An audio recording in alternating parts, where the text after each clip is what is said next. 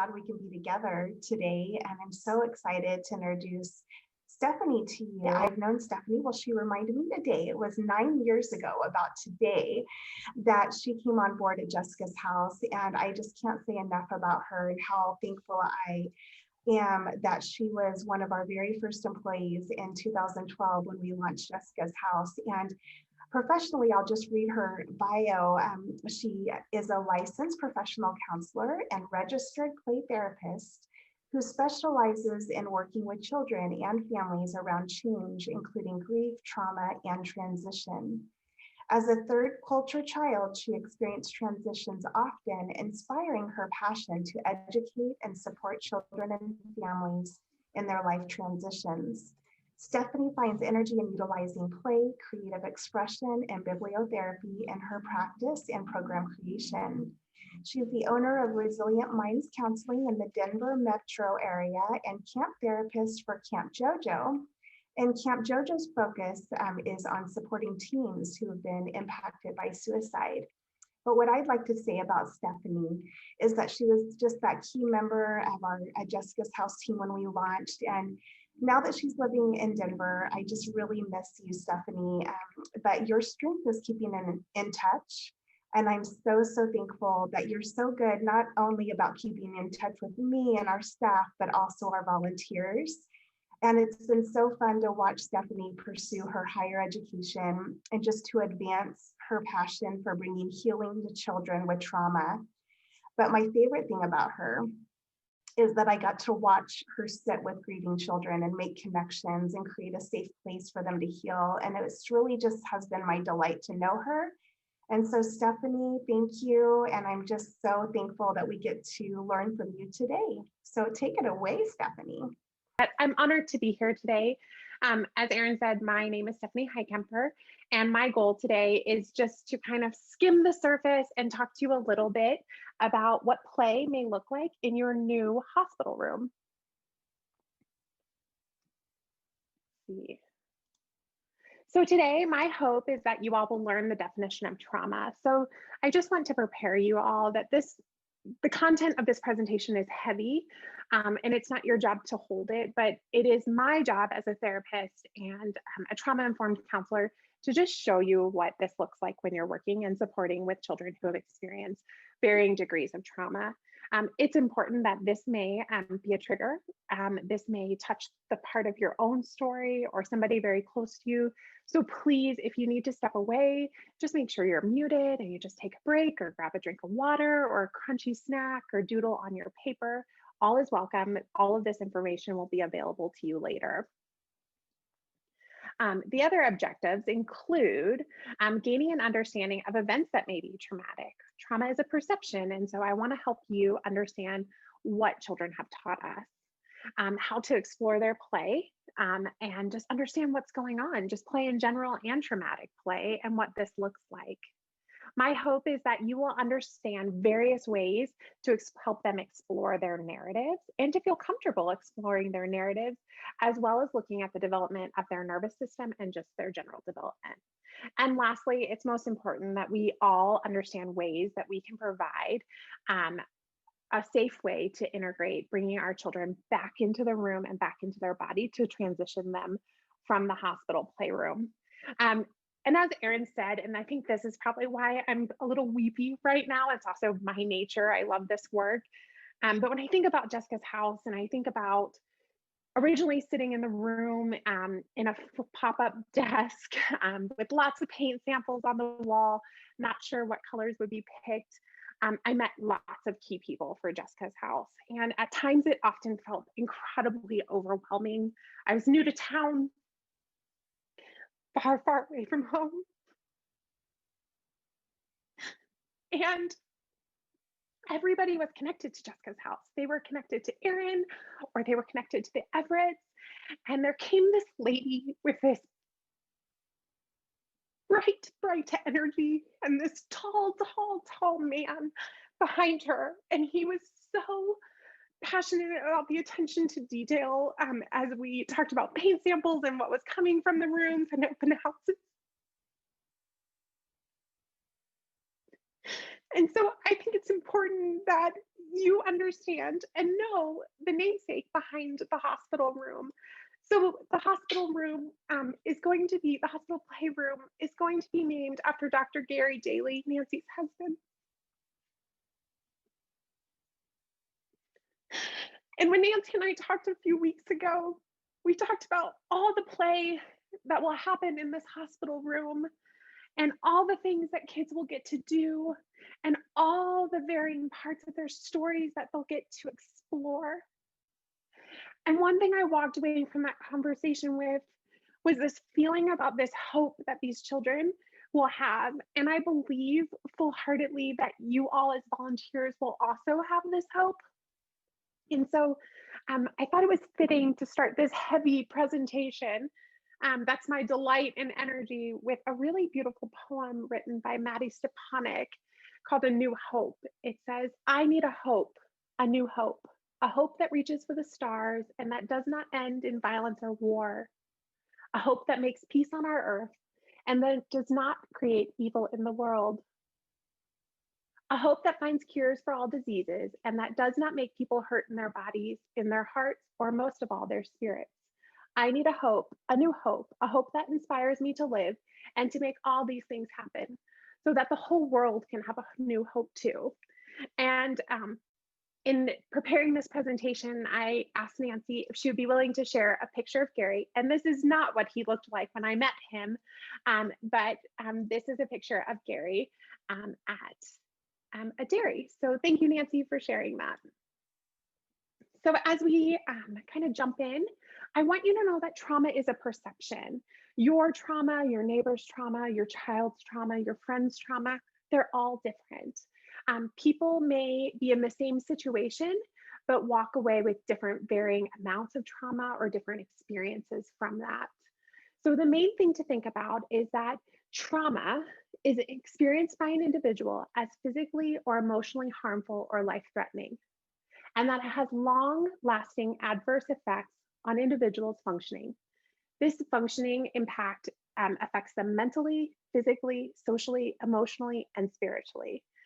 So it's not a one-size-fits-all definition, and it doesn't look the same per person. I also think it's key that we talk about today that just because a child has experienced the death of somebody important to them does not mean that they experience trauma. So it is up to them and how they're responding to believe it's trauma or not. So more than 2/3 of children report at least one traumatic event by the age of 16. So some things that can be traumatic for children are community violence, complex trauma. So when I talk about complex trauma in my world, we're talking about reoccurring situations. So often that's domestic violence, physical abuse, medical trauma that may be reoccurring, sexual abuse. It's reoccurring. It's a theme that repeats itself over and over. Sometimes, however, complex trauma can be a multitude of unrelated traumatic events that just build a complex trauma narrative. Disasters, early childhood trauma, terrorism, violence, and traumatic grief. There's no need to answer any of these questions right now, but one of our biggest studies right now exploring trauma is called the ACE study. So the ACEs stand for Adverse Childhood Experiences. There are 10 questions, and I have put them onto 2 slides. We're not asking that you answer them, but maybe just hold them in your heart and your mind for the things that you may see in the playroom. So the first question is talking about put downs, swearing, and humiliating from an adult to a child before they're 18. The second question explores physical violence. The third explores sexual violence. The fourth is the feeling that you're not loved or not important. And the fifth one is that your needs weren't met. Your basic hierarchy of needs weren't met. The sixth one was talking about separation or divorce. The seventh one is about violence towards your mother or stepmother. The eighth one is about alcohol and street drugs. The ninth one is about mental illness, depression, and attempted suicide. And the 10th one is prison. So what we know is that most adults will score at least a 1 on the ACE. However, the more the higher your ACE score, the higher the effects trauma have on your body. And so I would, I love this as I'm thinking about it because everybody has a different story. And sometimes people don't even talk about these parts. They're coming to Jessica's house to talk about the death in their life, but this is maybe underneath the death or even tangled in with the death. So holding this in mind is important. It's also key to recognize developmental responses to death. So this actually came out in 1948 by Nagy and hasn't actually changed, which is great. So when children are about ages 3 to 5, death is just less alive, right? And this is why as a culture, we're really helping to teach people to say things like avoiding that they went to sleep, right? Because kids don't developmentally understand what that means. We have to use concrete language. When children are between ages 5 and 9, they're talking about death being final and how it can be avoided, right? It's not going to affect them. It's, older grandparents or people down the street, but not their family. So they understand it's final, but they don't understand that they can be affected. After approximately age 9, children understand that death is universal and inevitable. And so this is important to keep in mind because you all are supporting families, which is the most beautiful thing ever. And sometimes families are going to come to the center and they're going to have children at all different ages, right? You all know this story. And they all have a different understanding of death and even a different understanding of the details of death. Today, I want to remind you that the goal is that you create an environment in the hospital playroom that includes safety, trust, and comfort. I love this graphic, a mindful on the left or being mindful on the right. So it is going to be important that when you think about going into the hospital playroom, you are going mindful and not with a mind full of things. It's important that you communicate with staff. Be honest about your needs and emotions. Explore your own thoughts and feelings around hospitals, medical procedures, traumas, and even medical politics. Brad and I were talking the other day, and we said, there are going to be some days where you've had the best morning and you go to the doctor and they're like, oh no, your panels and you need X procedures. Hold on, wait. And all of a sudden it's your night at Jessica's house and you say, not tonight, I can't do the hospital playroom. I sat at the labs all day. It's okay to be honest. The staff wants you to be honest. The children want you to be honest. And being honest is part of creating a safe playroom. This is probably a good point if there's any questions. Any questions?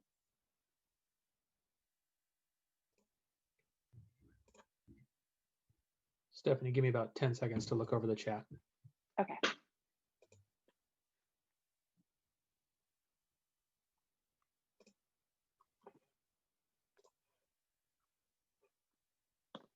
You're good right now.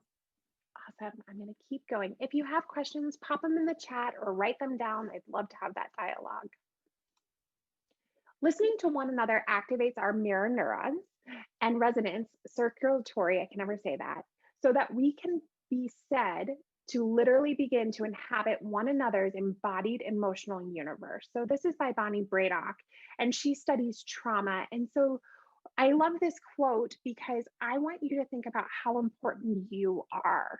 So there will be tons of things in the hospital room, like a bed and beautiful glass doors and curtains and clipboards and white jackets and all different things, stethoscopes.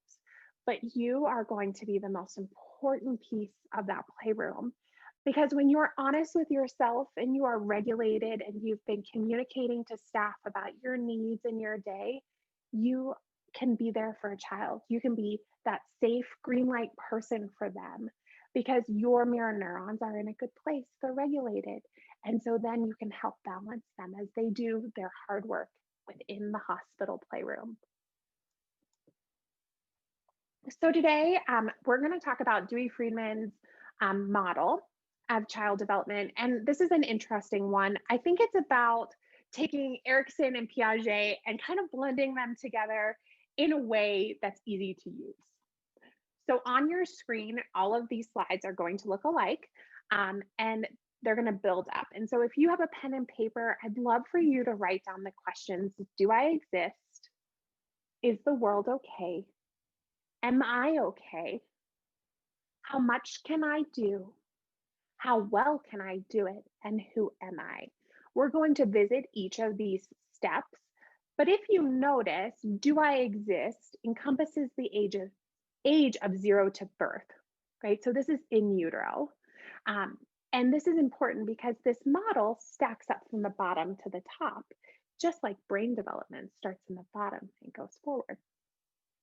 So when a child comes into the playroom and they're ready to play and they're all over and they're kind of like doing things and kind of getting your feedback and they're looking around, this is in that stage of feeling like, do I exist? So the feeling that you may be picking up on if you were the facilitator in that room might be hypoarousal play. Don't worry if you're not sure what hypoarousal play is.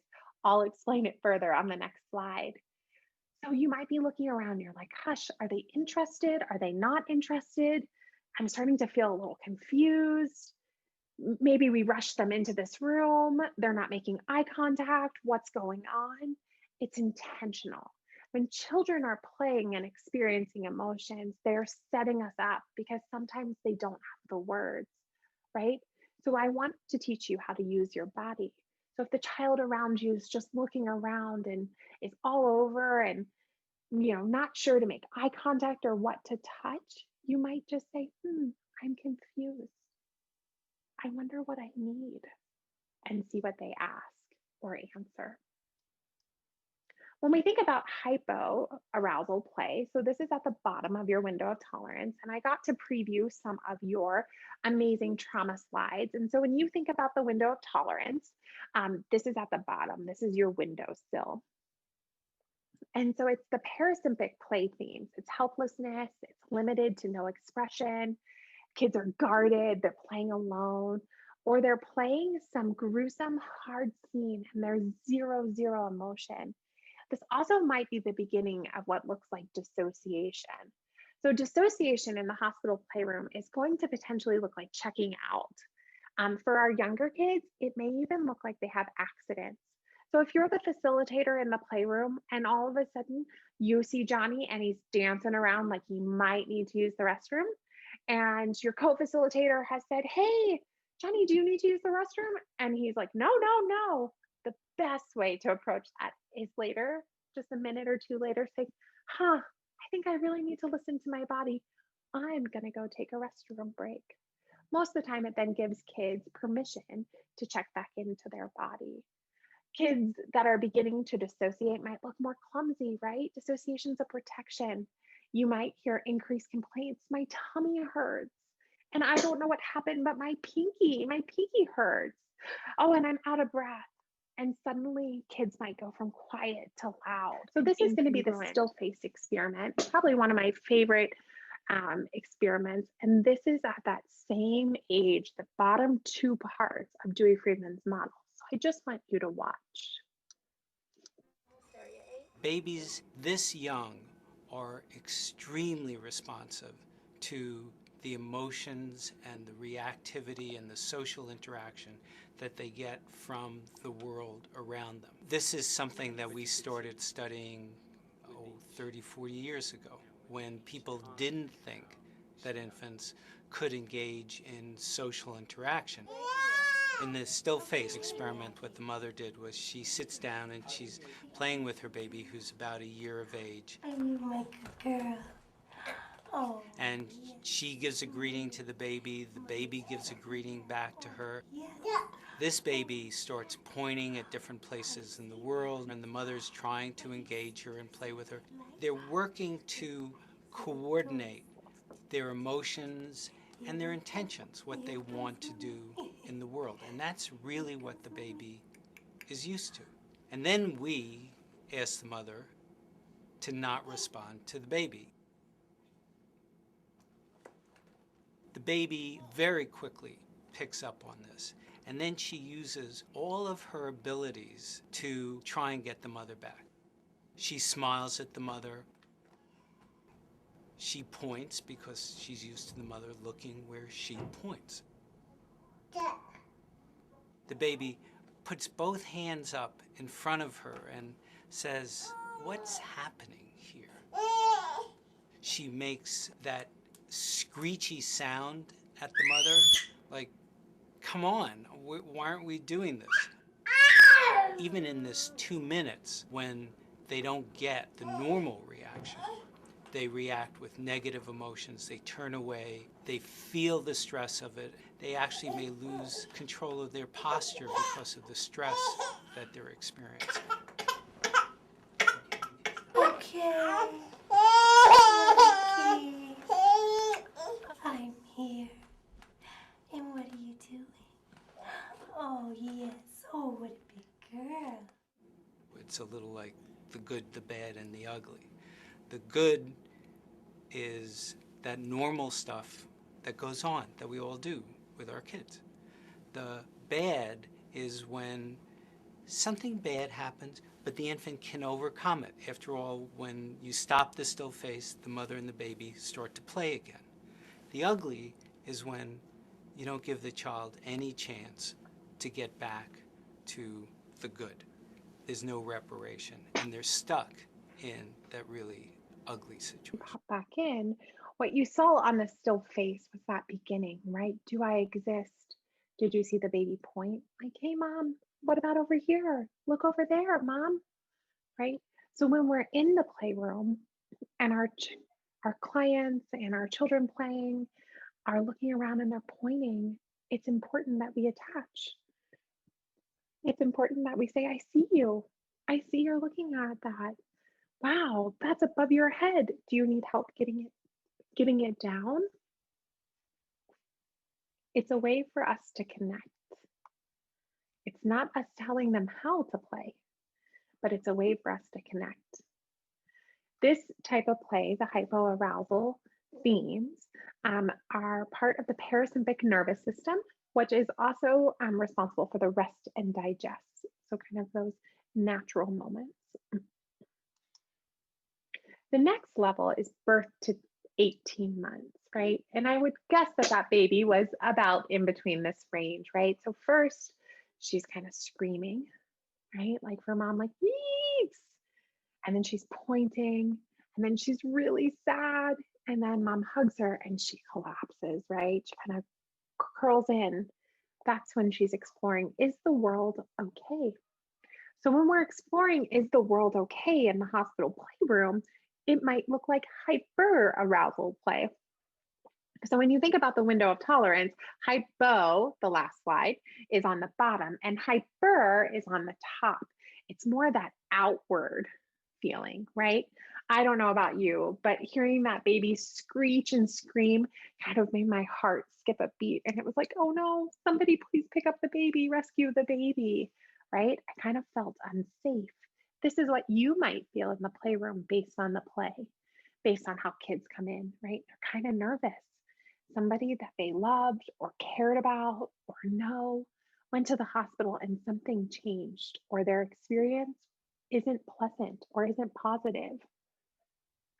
During this time, as you're in the room, you might not understand the play around you. You're like, wait, what are we doing? And this narrative doesn't make sense. Holy moly, that's okay. We're not reading into their play. We're just supporting their play by creating a safe environment. During this time, you could witness scary play. And it's okay that sometimes things are scary, right? Like surgery and they're yelling or they're trying really hard to fix it.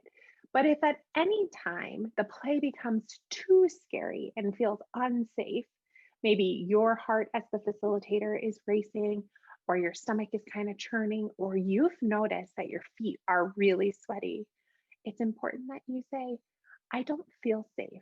I need us to take a breath and step away for a second and come back, right? It might not be safe for all those in the room as well. And it's important because you're regulated and you're keeping the safety of the room that you can address that. So hyper arousal play is at the top of that window. They're hyper vigilant, they're hyper alert, they've got an increased heart rate, they're playing more frequently, they're like back and forth, back and forth, back and forth, back and forth. They might be kind of defensive. And they might be getting kind of irritated if they're playing alongside somebody, like, stop, or that's not how it went. That's not it, right? Just be mindful. It will give you an idea of where they are as they're kind of exploring their world and their narrative. During this time, kids can also dissociate again, and just experience that, checking out feeling. So this portion, the dissociation, is identical to the hypoarousal. Kids might be more clumsy.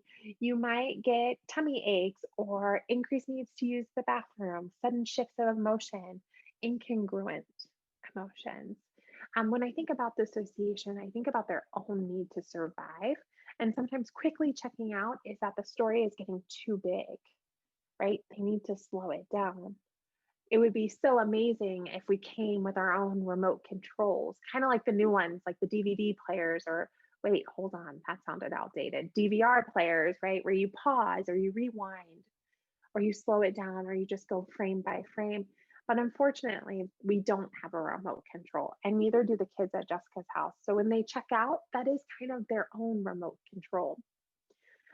This play is part of the sympathetic nervous system, which is responsible for your freeze, fight, or flight. So the next one is the third of 6, and it's Am I okay? So this is when a child is 18 to 36 months old. And so it's important that we think about this, right? So if an 8-year-old comes in and they're playing and they're like, am I okay? And they're kind of going back and forth. And you as a facilitator are starting to feel insecure and you're like, gosh, did I do something wrong? Like 1 minute you're near me, 1 minute you're far away from me. I'm kind of getting mixed signals. I might wonder, this is play like a 3-year-old. Oh, that's right. Daddy's cancer diagnosis was when you were 3. And figuring out if you're okay when your parent was terminally ill is still part of that story that you're working on, right? Kids are trying to navigate and play out their narrative. This is their adaptive network. This is how they grow their brain. This is their language. The next step is as kids get a little bit older. So we're transitioning from preschool to approximately first grade, and they're thinking about how much can I do? This one always kind of makes me smile. It makes me think of the children's author, Julia Cook, who talks a lot about this behavior in kids, or the I can do it better. Oh, you can count to 100. I can count to 101. Right? How much can they do? They may even be curious about how much can you do as the facilitator? Wow, you can hold all the objects in your hand. How amazing. So during this time, when you start seeing quantity over and over and over, your child in the playroom that you're observing is playing like a 3 to 6-year-old, right? They're making sense of some part of their narrative. The next range is how well can I do it? And this is when our kids are approximately 7 to 11 years old, right? How well? It's all about quality. So it's changed. The age range before you're looking at quantity, and now you're looking at quality. You're also being set up as the facilitator. How well can you do it? Oh, tell me about how well you could do it when you were my age. I wonder how well my mommy could do it at my age.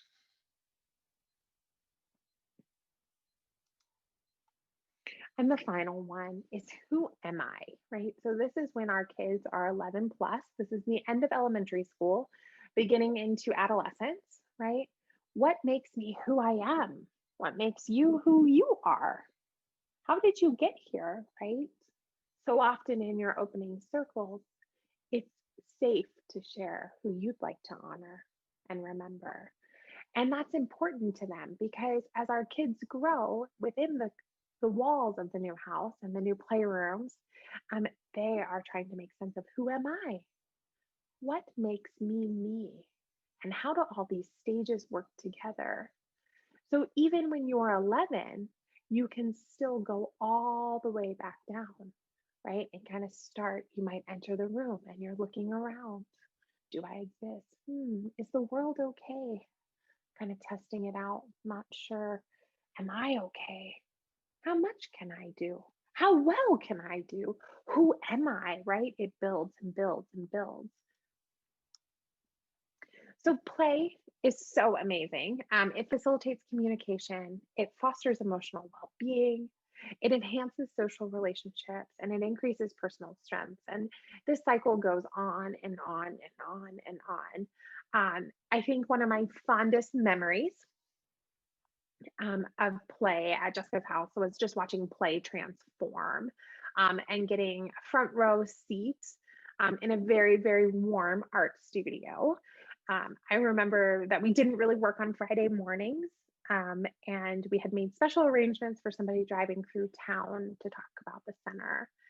And I watched this self-expression over and over and over. And I watched this little boy play out this very sad loss of his dad when his dad died. And I started to see him change his emotions. And I started to see him go back and forth and check on mom, right? Make sure mom was still there. And I started seeing him kind of regulate his own body, right? He was rocking and he was bouncing back and forth and he was dosing himself. And then before I knew it, he was having an accident. His body had done so much work. And then his mom cleaned him up and off they went. And he was waving, thanks so much. Thanks for a great day, right? We had gone back and forth. But it was then that I realized that play was so important. It gave this young child with limited language a language. He got to play out everything that had happened in his world recently. And that was so powerful. And that's what the hospital playroom will have the ability to do. There may be direct teaching sometimes, right? In answering a question about what does a machine do, or what's the purpose, or what is a body part, what's the correct name. Sometimes it might not. I'm positive it will give children the opportunity to access the unconscious. And that's when it's important that we think about those models, right? That we think about how can we begin to transition them and support them. I know that it will foster emotional wellness. I know that kids will come to Jessica's house and they will be able to play their story out in the hospital room. And when they have played it out to a point where they understand it and can make sense of it, and it's no longer distressing or disturbing, they will move on from the hospital room. Or they will transition from the sand tray with hospital manipulatives to the hospital room because now they feel like they can handle the bigger items. I know that there will be an attachment that occurs within the walls of Jessica's house. There will be lots of attachments. And that's why when you think about, is your mind full or are you being mindful that you are present, right? You being regulated and you being you, who's showing up fiercely devoted to each of the children who enter the center is so important. It will allow you to connect with them and to have empathy. And during this time, I know that when you are regulated and you're checking in with your own resiliency and development, that then you are simultaneously helping them check in with their own as well. So the next couple slides are captures from a digital sand tray. A digital sand tray is similar to a real sand tray, except that it's digital. And so these are actual sand trays that I've seen, and I thought it would be really, really important to talk about hospital play. And so here is my first one. And you are probably thinking, I don't see anything about a hospital in here, Stephanie. And you might be right, because I don't see anything either, right? I see some llamas, I see a red car, I see a llama with a cell phone, I see a llama near a bridge, some flowers, an art palette, lots of gifts stacked on top of each other. I see some drug paraphernalia, not only on the bridge, but next to the cow, and then I see the cow. And what else? I'm wondering, you all can unmute and we can just kind of talk about this. It's important. What are other people seeing? Say that question one more time, Stephanie, for people to jump in on the chat. Oh, I'm just curious, what are other people observing about this image?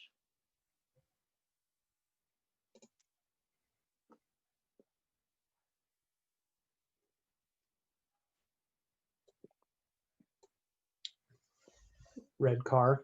Sorry, Red I'm just going car. to read off as they pop up for you. Llama by the phone. The Llama background. by the phone. Oh yeah, the Pink background. flowers. Mhm. Gifts, milking cow. Mhm. The background reminds me of outer space, smokes, Yeah. cow on the bridge. It's very abstract but playful. Sorry, I'm not grabbing all of them because they're No, moving you're fast. good. So one thing that keeps coming up for me is that two llamas, the llama next to the flowers and the llama next to the cell phone, are facing the same direction, but the cow and the other llama are not. They're facing a different direction. So this is a sand tray created by a child who it's actually like a recreation. And they told me that they were all done with play therapy and they never ever needed to talk about mom's hospitalization and death again, and promptly ran over to the sand tray and created this image. And the bridge represents their mom and that they were the closest to mom and her hospitalization. Mom died suddenly and the children didn't get to say goodbye, was their account. And so this sand tray talked about the hospital, right? It gave this child permission to say, I think when my mom went to the hospital, she went all by herself. And what I know is that my mom had been doing a lot of drinking and a lot of smoking. And maybe that's what got her there. But everybody doesn't know what got her there. Hmm.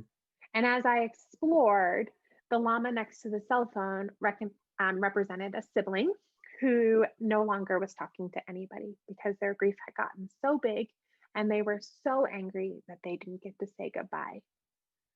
And the llama next to the red car represented the surviving parent who didn't know what to do but kind of drive off.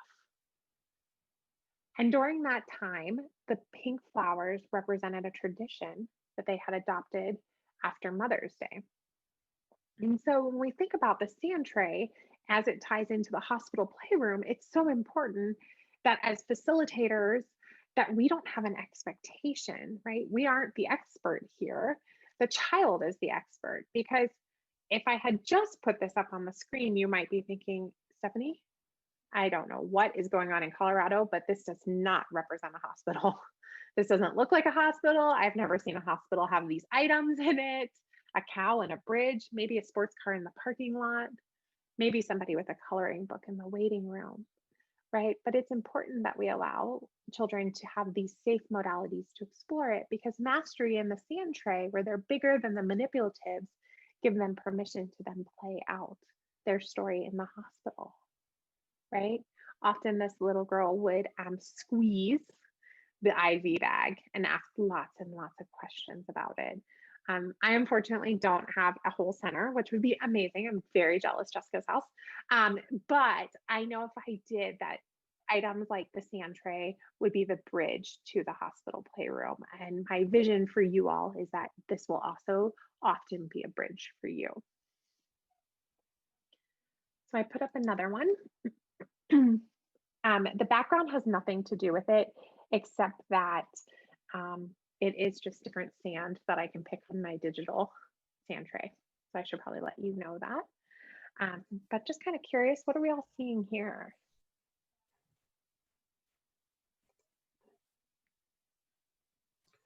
Hey, Stephanie, as people are starting to write on the chat, I was just gonna say one of the last ones that popped up a second ago was that the items tell a story in the sand.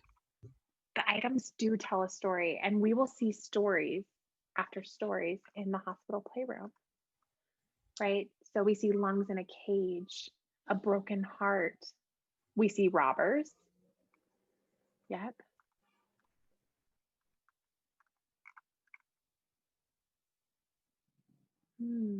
Somebody said the child feels hurt and the dog was really helping them. Another person said that they can't breathe. So this is a story of a family who has experienced the death by ALS, Lou Gehrig's disease.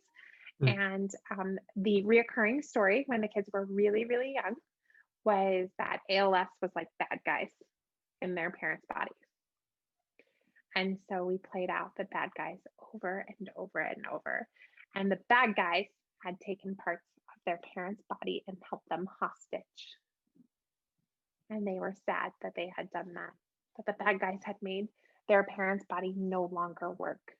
And the dog that's very large and almost just as big as the lungs, represents their new puppy that came after dad's death, right?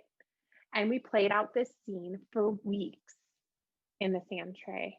And then as siblings, they played it out in my mock hospital items, right? My IV bag, my stethoscopes, my jackets, my cots, and all of those toys, right? There was mastery. So the children who created this tray were preschool and about first grade. And this occurred every Monday night for weeks.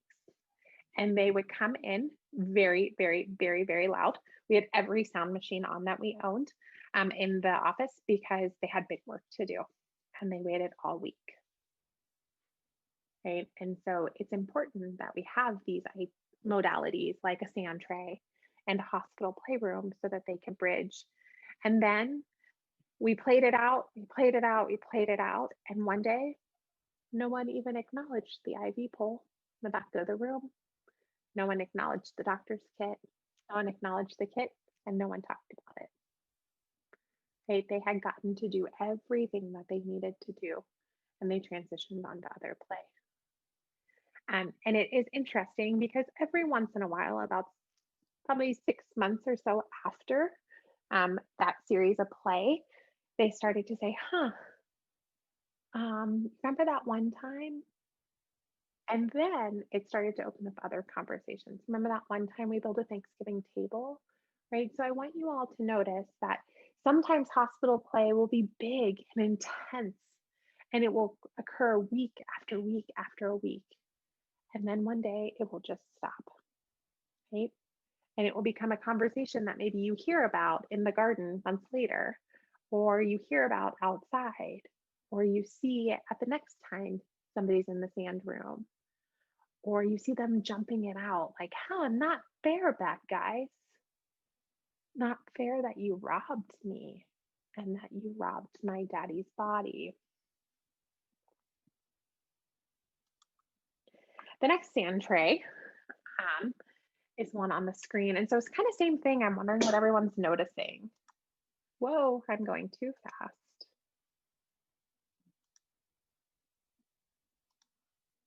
Let's see. Ooh, somebody just said can't breathe. That might have been from the other one. What are we noticing in this scene? Can't breathe, a surgery, lots of bad germs. MRSA, an angry family waiting.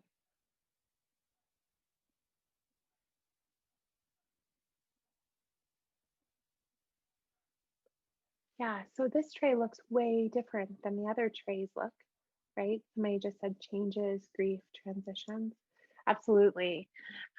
So this is kind of the before and after, right? This is a scene of a sick parent who had a disease and how everybody had tried to help them fight, do lots of surgery, lots of cancer.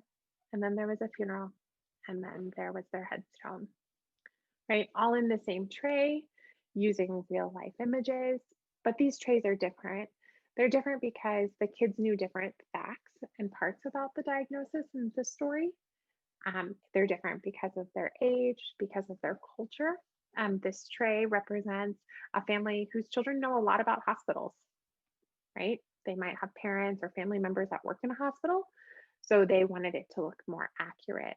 But there's not a right or a wrong. And as facilitators and volunteers and staff, it's important that we make sure that we aren't telling kids how to play or why to play or what to do next, right? That it's up to them. And it's okay if their images look much like this one, using the hospital surgery center and the hearse and the headstone, or if they look like the bad guys robbing the daddy's body and the dog that they got after he died, or if it doesn't even use any hospital information, right? There's no right. So inside the hospital playroom, much like I said at the beginning of the presentation, we currently don't have everything hammered down that's going to be in the room. Brad sent me dimensions, so what is it going to be, Brad? 7 by 7? The dimensions? 7.5 by 13. If I remember right off the top of my head. By 13. I remember measuring it and sending it to you, but off the top of my head, I can't remember. That's okay. It doesn't matter to me anyway. We all know I'm not good with directions or math, but what I can tell you is that there will be lots of different things. There will be real equipment, there will be toy equipment, there will be culturally appropriate equipment, and there also might be things like the giant microbes, which are amazing. And on the left, of course, in the middle of the pandemic, they came out with giant microbes, COVID, salmonella, reminds me of what I had as a child, and maybe even knee replacements, right? When we think about trauma that comes into the hospital playroom, you might have a child who spends weeks talking about preparing for a parent or a grandparent or sibling's knee replacement, right? There's lots of prep, and they might have been in pain, and they were angry, and they didn't want to do it. And then if something went wrong, or that was the cause of death later, then they may play that out, right? It is common in the hospital playroom and that stand tray that you get a little bit of both, right? Much like the cow crossing the bridge with the drug paraphernalia, that was all a bunch of days in one stand tray, right? That will happen in their play, and it's okay. And it's okay if it's not in real time and it's not accurate.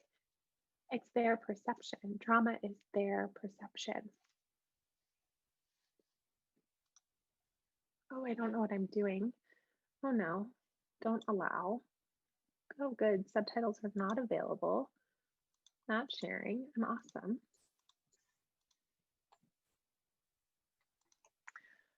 The next thing is the Playmobil. I love Playmobil. I especially love that I'm pretty much convinced that all the pieces divide and multiply when you turn off the lights, and you didn't realize you owned so many. Or so I tell myself, like I couldn't have possibly bought that many pieces. But I love them most because they have so many items that really represent a hospital, right? They have surgery, they have dental chairs, they have veterinary hospitals, they have ultrasounds, they have pregnant Playmobils and Playmobil babies, and they have NICUs. And it really allows children that opportunity for mastery. I also love all the little pieces. And I especially love the little pieces when you're really little and everyone else thinks that they're very dangerous. Because with great supervision, it allows them to also have mastery. Our youngest, tiniest hands that struggle the most with fine motor development, it allows them to do it the way they thought it was happening. They get to be the experts. They get to move things around and push their parent in a wheelchair when otherwise they might have been told they weren't big enough to do that, or they weren't strong enough, right? So the hospital playroom will open many doors. It will open many doors within the center, right? We will see kids go in and out and transition in many different ways. And I always think it's important that you as volunteers and facilitators are aware of these other items, you know, not to be scared of the sand tray and its endless possibilities, or all the pieces of the Playmobil, or all the equipment in the hospital playroom, because it's important. It's important to their story. It's part my favorite thing about being a play therapist. So some things I've learned, listening is the most important, just to validate, affirm. You are the biggest and best tool in that playroom, right? You are there, you are watching them, you are curious. Repetitive play is part of traumatic play. Sometimes this is the hardest part for people to watch, right? An accident reoccurring multiple times in a sand tray, a helicopter medevacing somebody to the Playmobil hospital, and you then hear pauses and screams, a car accident hitting somebody, and you may see a child run over that person over and over and over. That is part of their healing process. If at any point it seems to get too big and too scary, and it just seems like there's no control, it's okay to say, oh, my body, I feel so sad and helpless, right? Or I'm so scared. I need to take a breath. Can you take a breath with me? Right? As a volunteer, You are that person that's regulating them. It's also important too because you're not a play therapist and you haven't gone to school and you haven't, watched endless hours of videos and taken crazy amounts of courses on it, which I hope you all do one day. It's super fun. But it's important to know that you, as the regulator, are important, right? And that's the greatest tool that you bring. So you might not have the answers and you don't need to decode their play. You just need to bear witness and be present. Trauma is a perception, right? And this perception varies per individual. We unfortunately suffered a mass shooting in our town a couple of years ago, about a half a mile from my office. And every child that entered for the next 90 days all had a different perception of that mass shooting. And it's important too, because they all experience varying levels of trauma in different degrees.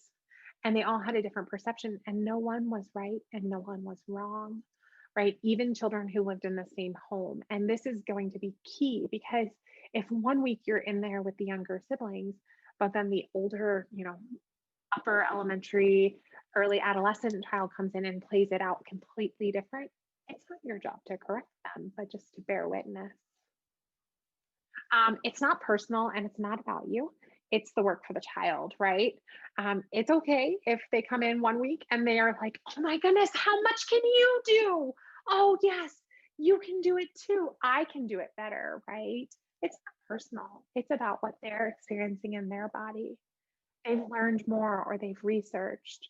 One child I worked with sat with his parent after they died and named every bone in his body. And so when he would come, he would lay out the body book on my cot and he would rename them. It's not personal. And he didn't really talk to me in the beginning, but he had his ritual and his routine. He would come in, he'd find the book, he'd turn to the right page, he'd lay it on the cot, and he'd go all the way through this and would say, my daddy knew them too.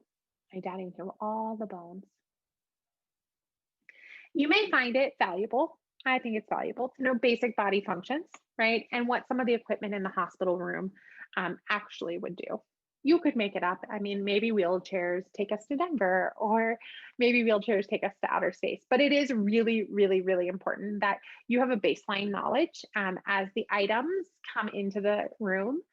Staff will keep you up to date about, not only those rules and cleaning procedures, but just what's in there. That way, if you're asked, you do know, right?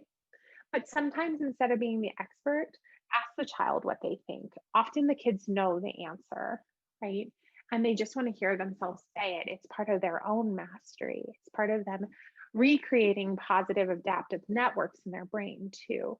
But if they get stuck, because sometimes we can't remember things in grief and we can't remember things in trauma, it's okay to answer what the purpose of the liver is. So just like death is a universal cause, at one point, all of the living parts of their body that were living died in death. That was a tongue twister. But those items have also helped kids survive. And so it is so important that we put kids back in their body as we prepare for any transition in and out of the room. Because it can be really hard to think that your parent died of a heart attack and their heart stopped working, but your heart is beating. And so it's helping you survive, right? Oh, what do your fingers do? Your fingers helped you give hugs and pets to your favorite dog who kept you company the night that your dad was really sick. Oh, and your lungs have been healthy and young and have lots of energy and can take lots of breaths, and that's how you survive. What about your nose? Your nose, you can smell the flowers and your favorite recipe, right? Your feet can help you jump. Your eyes can help you see. Your smile can open up really wide and give you teeth, right? That could be meat saws or flower chompers, depending on how you look at it, right? To chew your food. The reproductive parts are what made you. You have them yourself, right? You have your kidneys and bladder and stomach. Asking kids too, as you transition them, like right now, in your body, what is it doing? Oh, it's helping you survive.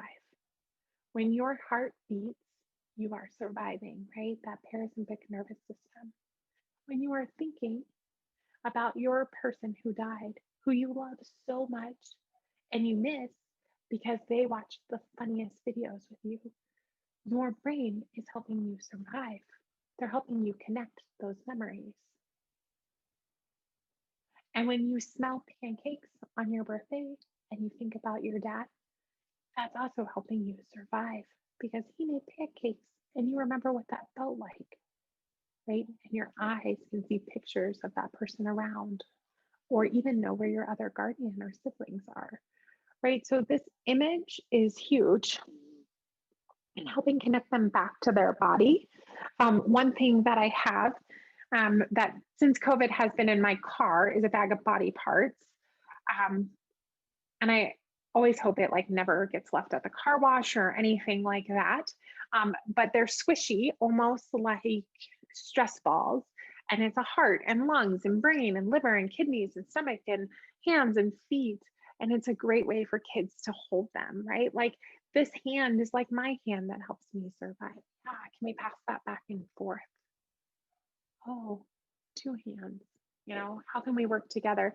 Just it's a nice transition. And as I think of these items that I hope that you all have at your disposal, or every time I go back to my playroom, I'll definitely continue to send staff a list of random items that I think about in my dreams. The next thing that you might want to consider as a volunteer is just having some really good breathing transitions in the back of your pocket, right? Especially if we go back, I'm going to bear with me, I might make you a little motion sick. I'm going to go back to the dissociation slide. Perfect. Especially if we see some dissociation, like some checking out. Hey, where are you right now? That's a great awareness question. Hey, can you catch this little ball, right? Or hey, can you touch your nose, right? Just bringing them back into their body. You could also use the 5, 4, 3, 2, 1 method, right? What are 5 things that you can see? And then you use the senses, and I can never get it right. Kind of go down that way. You can also do hand tracing. So hand tracing is where you would hold up your hand and you would breathe in and you would exhale and you breathe in and you'd exhale and you'd breathe in and you'd exhale. You'd breathe in, exhale. Also, when you might see a child who might be kind of scared or getting nervous or they're looking a little confused, I suggest no deep breaths. In fact, I actually suggest the opposite, a short breath in and a long breath out. You might even pick something in the hospital room like, could you imagine if we blew that ball of gauze around the floor? What would it be like? Remember, sometimes you're going to need to breathe as the volunteer, right? The facilitator in the room has to trust and listen to their body as There's going to be many different rectangles and squares. And so you as a facilitator and the child playing will have the opportunity to actually touch those squares or trace those squares. And so how that works is that you on the up are taking a breath in, then you're holding it, then you're exhaling on the down, and then you're moving and you're wiggling. Because you and I both know trauma isn't just scored in our brain, it's also in our body or stored. I suggest using the sequence 2, 3, 4, 4, 3, 2. This can be modified, especially depending on where kids are in their play development. Like, how much can you do? It's typically when I get a little pushback and it's like, well, I can hold my breath for 7. All right, let's see if we can try 7. Remember, if a child says no, we just roll with that too. These are just ideas. The more that you practice these as volunteers, the easier it will be for you to pull them out. So perhaps you kind of build these into your own ritual and routine before working in the hospital playroom that night. You're like, I feel really good. On the nights I'm in the hospital playroom, I'm going to take a walk and I'm going to eat dinner before so that I feel nourished, right? Oh, and I'm going to make sure I have my glasses on because I probably can't see the labels on those little itty bitty pieces of the Playmobil, right? And so just preparing yourself that way you can help the child when they need to get back in their body.